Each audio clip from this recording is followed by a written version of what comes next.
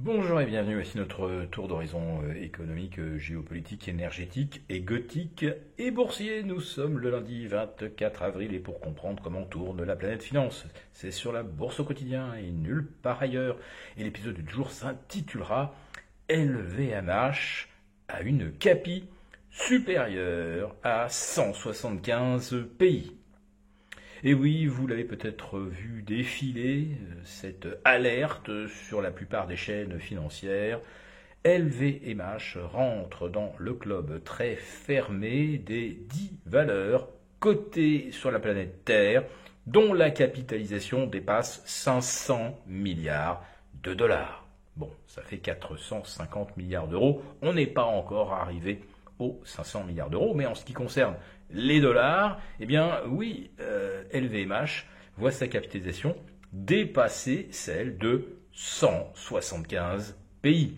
500 milliards, eh bien c'est le PIB de l'Irlande ou de l'Argentine ou encore de la Norvège et celui estimé du Venezuela.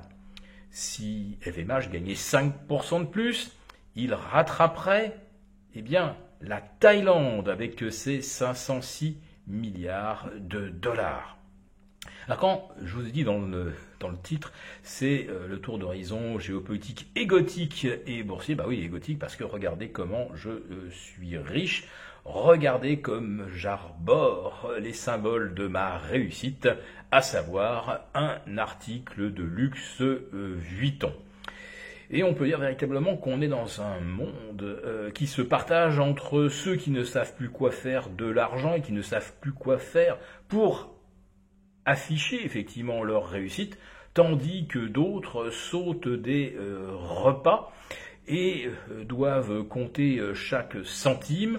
Et les mêmes, il y a 20 ans, ça s'appelait la classe moyenne. Alors, ça ne pouvait peut-être pas s'acheter des sacs Hermès à 15 000 euros, mais ça pouvait peut-être s'offrir un foulard Hermès, ou ça pouvait s'offrir un petit porte-clés ou un porte-monnaie Vuitton. Aujourd'hui, c'est carrément impossible. Et pourtant, les ventes de LVMH, de Hermès, progresse, et évidemment ça peut paraître un petit peu mystérieux car on a l'impression qu'il y a quand même un appauvrissement général de la population de la planète. Eh bien, ça provient du fait que les plus riches se sont considérablement enrichis depuis 2 ans. Alors la capitalisation de LVMH, elle, a été multipliée par 3 quand même.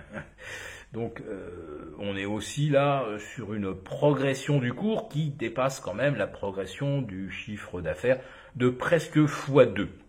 Mais voilà, il y a ce phénomène que dès que un titre devient le numéro 1 en termes de pondération de son indice, eh bien tous les gérants sont obligés d'en acheter.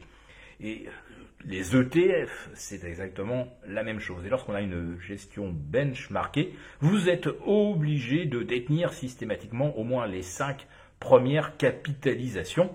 Et là, LVMH, eh bien, à 500 milliards de dollars, dépasse de près de 2 fois la capitalisation de L'Oréal et d'Hermès. Ces deux poursuivants qui, si on les additionne, arrive juste à l'équivalent de la capitalisation de LVMH. Mais un autre problème se pose maintenant.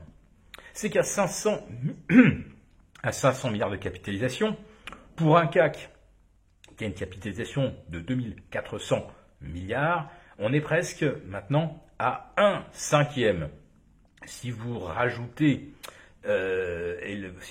Hermès et L'Oréal, vous arrivez à 1000 milliards sur 2500 milliards, rajoutez Essilor, rajoutez Kering, et vous avez maintenant un compartiment du luxe qui pèse 33% du CAC 40. Ça va devenir de plus en plus compliqué de constituer un portefeuille où on arrive à reproduire la performance des leaders tout en ne dépassant pas les 10% de titres par ligne, enfin vous ne pouvez pas détenir plus de 10% de votre portefeuille sur une seule ligne, alors que LVMH représente en effet déjà 2 fois et demi la ligne standard. Enfin, autour de 2 fois, si on tient compte effectivement du cours et du flottant.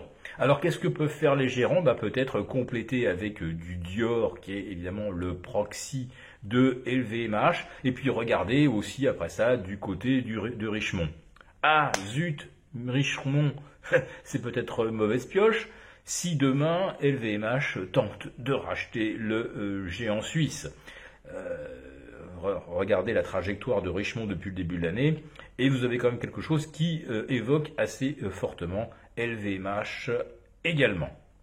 Donc le luxe devient complètement hégémonique, et en termes de sens économique, ça n'en a en fait aucun. Vous n'achetez pas vraiment un secteur qui rend un service à l'humanité.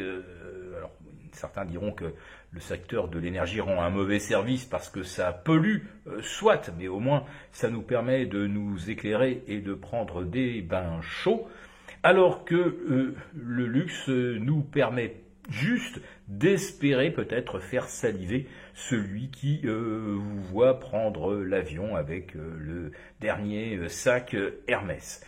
En tout cas, pour le CAC 40 et pour les gérants, cette super capitalisation de LVMH va maintenant poser plus de problèmes que cela ne résout de quête de performance. Si cette vidéo vous a plu, n'hésitez pas à nous mettre un pouce. À très bientôt.